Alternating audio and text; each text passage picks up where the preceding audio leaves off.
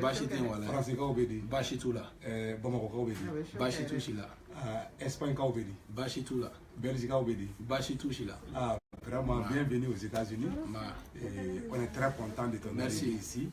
Franchement parler, il en a jaranye et ambika vidéo il a Facebook là et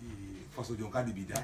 Et puis ben comme les jeunes nous motivé toujours. Bon, mais tu dis donner pour jaranye même quoi. Ça volume du téléphone. Il met droit qui non, mais donc. Il met gauche quoi. Donc il faut boire na jiki pour que audio mo observe la mel gana. Voilà, c'est bon comme ça. Il sera guerrier les gars, c'est mieux. Voilà toujours n'est-ce pas? Direct, ouais. On peut continuer. Il est très décalé. Ah, ok. Donc, et vraiment, Ambika vidéo, il a chaque fois. Et tu es un jeune, vraiment, il est exemple, il a Chamana, il est bara là, il est entreprise, il est marché au bidou, il est débrouillé là. Tu t'es bâti vraiment. Et ça, c'est un exemple que tous les jeunes Maliens doivent suivre. Bon, moi, franchement, j'ai été ébahi par ton projet. Donc, ce qui fait que on est jeunes, vraiment, Maliens, encouragé. Il y a barata bolola ani be kuma mun fola il be conseiller mun dira mɔgɔw ma jeunesse ma parce que n'an be critiquer li kɛ an bɛ na ni solution yi. Bon, j'ai toujours vu que vraiment tu es passionné et puis un jeune doit avoir des projets, un jeune doit avoir des ambitions. Donc vraiment an y'o yɔrɔ i ka yɔrɔ la i ka ko diya n ye kosɛbɛ. Donc i bɔra i ka so i nana i ka so ni ala sɔnna ma i ni ne Sékou Tounkara di fier d'être malien an bɛna baara caman kɛ sur la conscientisation de la jeunesse malienne ko bɛ se ka ɲɛ cogo min na. Bon, vraiment o yɔrɔ de don quoi. Donc i yɛrɛ ka hakilina ta mun ye i fana bɛ se ka kuma o yɔrɔ dɔw kan sisan nɔ. Bon, n ka foli bɛ Sékou Tounkara, n ka foli bɛ malien lectureur bɛɛ ye, donc n ka foli bɛ malien bɛɛ ye, comme n y'o de fɔ. Bon, an kɔni wolola Mali la, ka mɔ Mali la, k'an sigiyɔrɔ kɛ Mali ye. Bon, an ye kow tagabolo lajɛ, donc n'i y'a ta k'a lajɛ kabini anw yɛrɛ nana diɲɛlatigɛ la, donc mɔgɔw faamaw de bɛ jamana in kɔnɔ toujours. Donc kabini anw nana diɲɛlatigɛ la dɔw de bɛ fɔ critiqueli de bɛ kɛ tuma bɛɛ, mais bi solution tɛ ka yira mun de b'a ɲɛnabɔ. Parce que dans la vie, comme b'a fɔ don o don cogoya min na, n'i den kɛra gulɔmila ye, i den kɛra dɔrɔgutala ye, i den kɛra malangolo ye, n'i ye kangari da ye k'a kɔrɔfɔ, n'a changera a kɛra a fa n'a ba sago ye. Bon, kuma dɔw la an bɛ bɔ ka kuma dɔw fɔ dɔw t'a faamuya u b'a fɔ k'i bɛ k'i yɛrɛ yira ou bien i bɛ ka kuma fɔ yɛrɛ yira tɛ. Parce que ne bɛ fɛ k'a yira bɛɛ la ni yɛrɛ yira kun don ne tɛ n ka sɛgɛn fɔ, ni yɛrɛ yira kun don ne t'a fɔ ko n ɲɛ in débrouiller n yɛrɛ ye k'a kɛ tan somɔgɔw tɛ fɛn tɛ. Parce que ne yɛrɛ y'a yira k'a fɔ fɔlɔ ko n ye fantanden de ye, ne ye fantanden de ye. Mais kuma dɔw la an bɛ bɔ an bɛ kuma ka tiɲɛ fɔ jeunes ye a bɛ digi caman na o kana kɛ digi caman na. Parce que dans la vie tiɲɛ ye baden fɛn de ye quoi. N'i y'a ye ne yɛrɛ bɛ bɔ ka tiɲɛ fɔ parce que n b'a dɔn ko kuma bɛɛ man ɲi adamaden ma a b'i mangoya. Mais ne sɔnna mangoyali ma pour que tiɲɛ ka bange sini. Donc alhamdulilayi jeunes caman bɛ yen ani maliyɛn caman bɛ yɔrɔw la dugu caman na u bɛ k'an contacter u bɛɛ bɛ k'a fɔ ko walayi ko n bɛ ka kuma min fɔ ko n'olu yɛrɛ y'a mɛn a bɛ dɔ fara u ka dusukan tugun. Mali ko yɛrɛ tɛ u yɛrɛ ka diɲɛlatigɛ la k'a bɛ dɔ fara u ka dusukan. Donc ne ka foli bɛ o mɔgɔw bɛɛ ye. Minnu tɛ ka n ka kumakan minɛ dɔw yɛrɛ bɛ ka kumakan kɛ dɔrɔn parce que a bɛ ka kuma min fɔ a tigi man di n ye ou bien a yɛrɛ yecogo man di n ye. Donc n'i ko k'i bɛ tiɲɛ taa tiɲɛ sira k'o la i tɛ se ka tiɲɛ ye. Donc mais tiɲɛ ye fɛn dɔ de ye dɔrɔn a tigi ko man di ye a ko ka di ye mais a bɛ ka kuma min fɔ est ce que tiɲɛ don. Donc n'i b'a dɔn k'a fɔ tiɲɛ don ka ban dɔrɔn i bɛ tugu a tigi ka kumakanw kɔ. Donc ne y'o de fɔ ne ta tɛ dirigeant ko ye. Mali jamanakuntigi fɛn fɛn bɛ yen n'a gɛlɛyara a bolo ani dɛmɛ ka kan parce que fanga ala de bɛ fanga di ala de b'a minɛ sini mɔgɔ fɛn bɛ fanga ɲini na bi a bɛ se ka kɛ sini ala tɛ Mali fanga la tɛ k'a si ye parce que ala ta de ye tiɲɛ ye parce que bi e bɛ bɔ k'i bɛ fanga ɲini i bɛ to ale avion kɔnɔ a bɛ bin n'i ye ko jugu wɛrɛw bɛ se k'i sɔrɔ ou bien bana b'i sɔrɔ k'i bali hali k'i présenter fanga la donc mais ni fanga dira mɔgɔ min ma ne bolo an k'a tigi kɔrɔfɔ n'an y'a tigi kɔrɔfɔ mais an ka solution fana yira a la n'an ma ɲɛ an bɛ kɔrɔfɔli kɛ an ka solution yira donc ne b'o de fɔ jeunesse ɲɛna ko bɛɛ tɛ kɛ ni dusu ye ko bɛɛ bɛ ɲɛnabɔ ni hakili de ye an bɛ Corée du Nord ni Corée du Sud la ye Mali bɛ indépendance ta don min na an tun bɛ Corée du Nord ɲɛ an tun bɛ Corée du Sud ɲɛ wa hali Mali tun bɛ dɔn di Chine ma ani Libye mais bi mun na an de bɛ k'an bolo jan olu ye hali bi c'est parce que an ma sɔn baara ma an ma sɔn ka dusu an ma fɔ ko maliyɛn ye fugari ye dɛ maliyɛn tɛ fugari ye mais maliyɛn ye culture dɔ de ta o de bɛ k'an sɛgɛn jamana in kɔnɔ an ye wasolonkaw ye an kabran fitini u yan bo kono a ko maraka dɔw b'a kɛ cogoya min na hali ni fɛn b'i kun miliyari b'i bolo u b'u denw bila ka taa gudɔrɔnda la fɛn ɲini na an fɔ ko de ko fatiɲɛ k'o ye fugariden ta de ko dɔn kan ka wuli kan ka ɲɛɲini an yɛrɛ o de la n'i ye jamana fɛnɛ ta ka lajɛ komi an bɛɛ fa ka du donc n'i jigi da ko fanga b'a k'i ye ne m'a fɔ ka n'o jigi da an bɛ se ka fanga kɔrɔfɔ k'u bila an k'a kɛ tan mɛ k'i ka ko bɛɛ bila ko fanga de b'a ɲɛnabɔ ye san 30 b'i sɔrɔ ka sɔrɔ a ma ɲɛnabɔ Mali yɛrɛ tɛ changer san 40 donc ne y'o de faamuya o de la ne bɛ ka bɛɛ ka fɛn ne tɛ mɔgɔ si contre la mais ne bɛ mɔgɔw ka lutte kɛcogo yɔrɔ min na o de la an bɛ bɔ tuma dɔ la a y'aw janto parce que lutte dɔw bɛ yen nɔ tuma dɔ la n'i ye Mali ta k'a lajɛ fantan ka problème o de taara kuma bɛɛ pour que ka mɔgɔ dɔw kɛ fɛn ye toujours fantan tɛ k'o faamuya mɔgɔ dɔw de bɛna ka don aw n'aw hakili cɛ ka kɛ fɛn aw tɔgɔ la mais aw yɛrɛ ta ye mun ye sini donc ni mɔgɔ min bɛ bɔ ka sɛbɛ sira yira o la mɔgɔ min bɛ bɔ ka baara sira yira o la i kana o tigi k'i juguya a tigi b'i ka hɛrɛ de fɛ i ma sɔn o tigi ka kuma ma sini i n'a sɔn a ma o kuma in dɔrɔn de bɛ ne bolo bi je pense que an bɛ temps sɔrɔ ka vidéo tɔ améliorer question o question b'i bolo n y'o de f'i ye mɔgɔ bɛ diɲɛ kuma fɛn fɛn fɔ diɲɛ kuma fɛn fɔ n'a b'i yɛrɛ kɔnɔ k'a fɔra i ye ko buba fɛnɛ kan tan i b'a poser ne b'a fɔ parce que buba fɛnɛ ne ma siri n fa la ne ma sigi président na ne ma siri waritigi la mɔgɔ bɛ tugu buba kɔ parce que hakilina de b'a la ni buba fɛnɛ sigira hali ka baro kɛ 1 heure a b'a f'i ɲɛna est ce que n'a ye nin kɛ an tɛ sɔn ka kɛ fɛn ye an bɛ kɛ fɛn ye an bɛɛ bɛ kɛ fɛn ye o de ye ne taalan ye kabini fitini parce que n b'a dɔn diɲɛ bɛ marché hakili de kan idée i y'a mɛn bi bɛɛ b'a fɔ Bill Gates hakilina de y'a to n'a ye Microsoft ninnu créé donc mɔgɔ si kana i yɛrɛ jigi tigɛ i yɛrɛ la fɛnɛ n b'o fɔ jeunesse ɲɛna a kana ka avenir sacrifier mɔgɔ fɛnɛ kama nafa foyi t'a la mɔgɔ mɔgɔ i ka avenir sacrifier mɔgɔ kama i y'i yɛrɛ fagatigi de ka kɛ fɛn ye sinon 91 siw bɛɛ cogo di bi donc vraiment o la ne bɛ ka bɔ ka kariya ka sɔn fanni banni ni fɛn bɛɛ ma mais ka tiɲɛ dɔ fɔ maliyɛnw ye parce que Mali ta bi an mago bɛ peuple la kosɛbɛ n'a ye peuple ɲɛnama sɔrɔla don min na sini président bɛ bɔ o peuple la o f'an ka so de ma kuma dɔw la an bɛ bɔ faama nɛni ka di bɛɛ ye waritigi gosili ka di bɛɛ ye tɔgɔtigi nɛni ka di bɛɛ ye mais i y'a ye Ala y'a ta k'a d'u ma peut-être k'olu fɛnɛ de ka wusa a bɛɛ ye fantandenw de ye peut-être k'u ŋaniya de ka ɲi yɔrɔ la ni Ala ye nin d'olu ma donc e k'i yɛrɛ bila question na ko mun na a m'a di e ma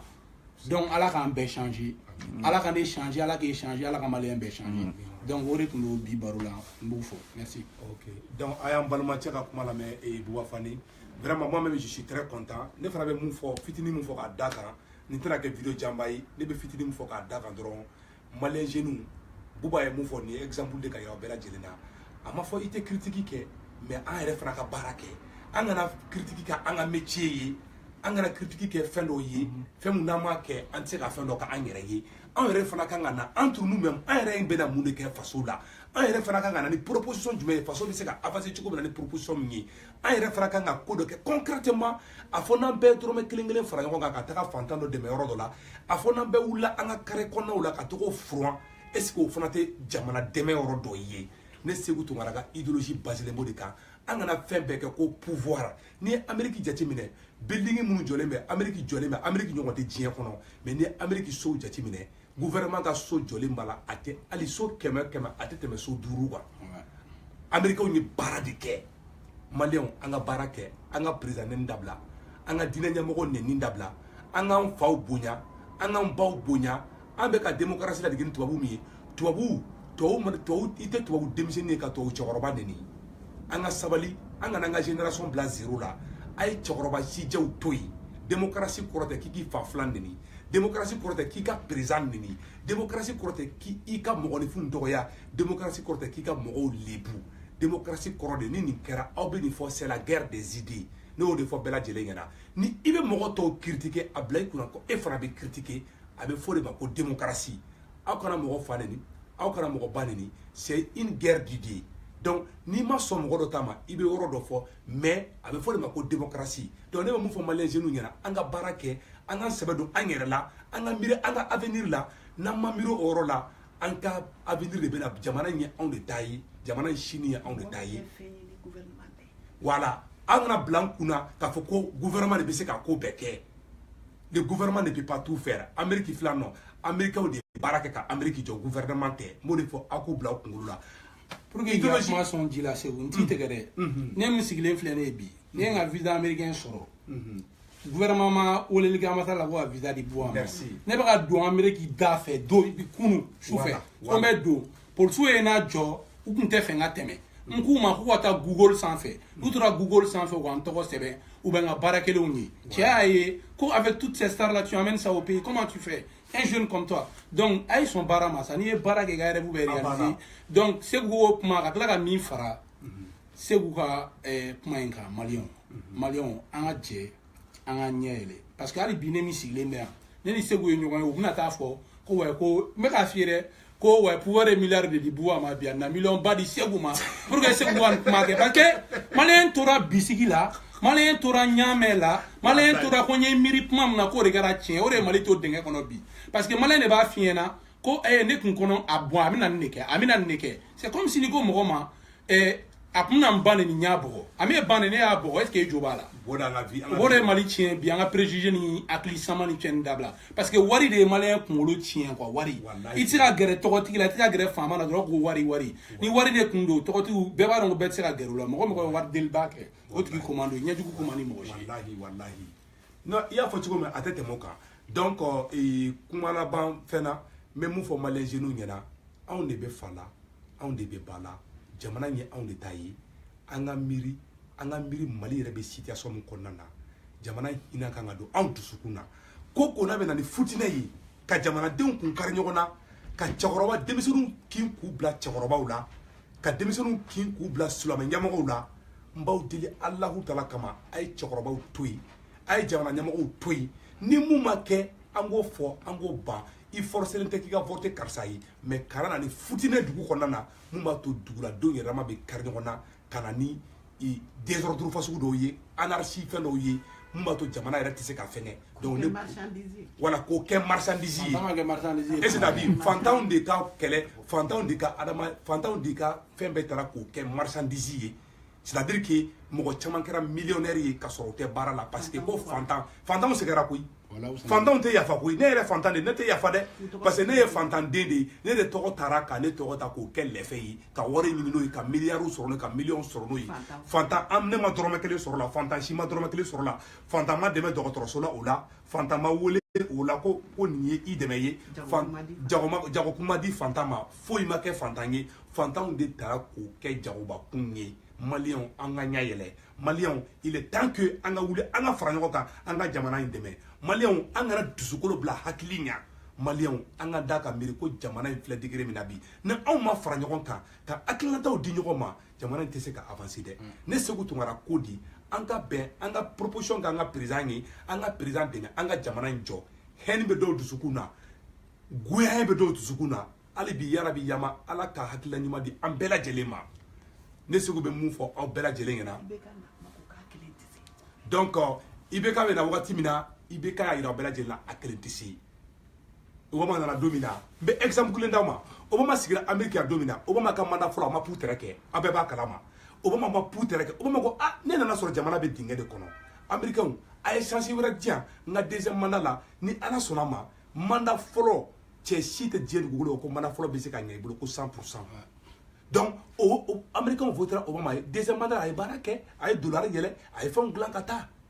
Donc, ne va dire Malien tchena muso fait. Aïe, ça c'est vrai d'Ibeka ma. A beuli ka an deme. Ibeka be Mali fait. Ne se go phobie. Aïe la mede. Ibeka be Mali fait. Mali hina bala. Mais nana jamana sur degré mina. Ibeka ma France wele ko France Canada. Ibeka nana sur Kidal ma libéré de. Aïe fo kabake. C'est vrai. Mais n'a ma se ka kɛ ko dɔ da kɛ i bɛ se ka kuma dɔ fɔ bi ko dɔ bɛ se ka don a kɔrɔ sini Maliens an kana kuma kɛ kuranɛ ye ko n'a fɔra k'a bɛ kɛ donc Obama filɛ Obama bɛ kɛ Amérique président waati min na a kunsigi Obama kunsigi jɛra de yan'a ka bɔ président la donc fanga ye fɛn dɔ de ye n'i ma don a kɔnɔ i t'a réalité dɔn i bɛ kuma caman fɔ et Trump t'a fɔ la Trump ko k'ale i kɔnɔ ko if I knew si je savais Trump y'o de fɔ donc Maliens fanga tɛ fɛn dɔ ye k'i b'a fɔ k'a bɛ kɛ foli donna kɔnɔ donc Maliens an ka bolo d'an dusu la an kana IBK ko bɛɛ ta ko IBK don président kelen tɛ se ka ko bɛɛ kɛ Maliens an ka hinɛ jamana in na c'est pas la personne d'IBK qui est importante mais c'est le Mali qui compte donc ne b'o de ɲini Maliens cɛ bɛɛ n'a muso bɛɛ lajɛlen fɛ c'est la conscientisation qui commence Maliens jeunes an ka ba fani bannen dabila Facebook sanfɛ a ye wuli an ka baara kɛ jamana si ma développer o la an ka mɔgɔkɔrɔbaw bonya mɔgɔ minnu bɛ fani bandenni kɛ aw kan ka dɔn k'a fɔ k'olu tɛ mɔgɔ ɲɛnamaw ye mɔgɔ minnu bɛ anw ka diinɛ ɲɛmɔgɔw nɛni don o don an jigi ye fɛn kelen mun ye n'o y'an ka diinɛ ɲɛmɔgɔw ye k'olu de bɛ nɛni na maa o maa b'o kɛ aw kana gɛrɛ olu tigi la olu tɛ faso jɔlaw ye olu ye faso jugu de ye yarabi yama ala ka faso joli dusu bɛ mɔgɔ min kɔnɔ ala kɔ to olu ka fara ɲɔgɔn kan an ka jɛ ka IBK dɛmɛ Mali ka avancer donc inchallah yarabi kuma laban min ne sigi bolo ka ɲɛfɔ bɛɛ lajɛlen ɲɛna a y'aw kɔlɔsi mɔgɔ dɔw bɛ yen nɔ opportuniste de ka ca bi u tɛ baara la affaire t'u bolo mais ils sont millionnaires mais u tɛ baara la maliyɛnw o kan ka aw sɔn hakili la dɛ fantanw de ka ko taara k'o kɛ jago ye ka mɔgɔ dɔw kɛ fɛn ye maliyɛnw a y'aw ɲɛ yɛlɛ ne segu bɛ ka kuma mɔgɔ juguya tɛ n kɔnɔ ala de bɛ ban ŋaninge dɔn mais ala ka tiɲɛ dɛmɛ don dɔ la n'a ka sɔrɔ ne bɛ ka kɛ juguya de la ala ka tiɲɛ dɛmɛ yarabi yama n bɛ ka fɔ n dabarani min na ala ka tiɲɛ bange don dɔ la mɔgɔ dɔw de bɛ ka opportunité kɛ ka fantanw ta k'o kɛ jagobakun ye ne segu n b'o fɔ dɛ segu tiɲɛ ka kunna mais a bɛ fɔ dɛ segu n bɛ kuma dɔ dɔrɔn kɛ k'a clôturer ko maa banna ne b'a ɲini masa ala fɛ yarabi ala ala kana fantan kɛ ne ka marchandise ye yarabi ala ka to ne ka continuer halisa ka mɔgɔ degunbagatɔw ɲɛji cɛ parce que an y'o k'an ka baara ye a mɛnna donc o la bi ne bɛ ka mɔgɔw alerter a kuma tɛ ka don u fɛ mais kuma ye fɛn dɔ de ye n'i ma da la bi sini a b'i minɛ a banna an bɛ ɲɔgɔn bolo amina yarabi vraiment merci beaucoup ala ka to ɲɔgɔn ye c'est très gentil ok se ka tigɛ ouais non kuma ɲɛna e tun dalen don o kuma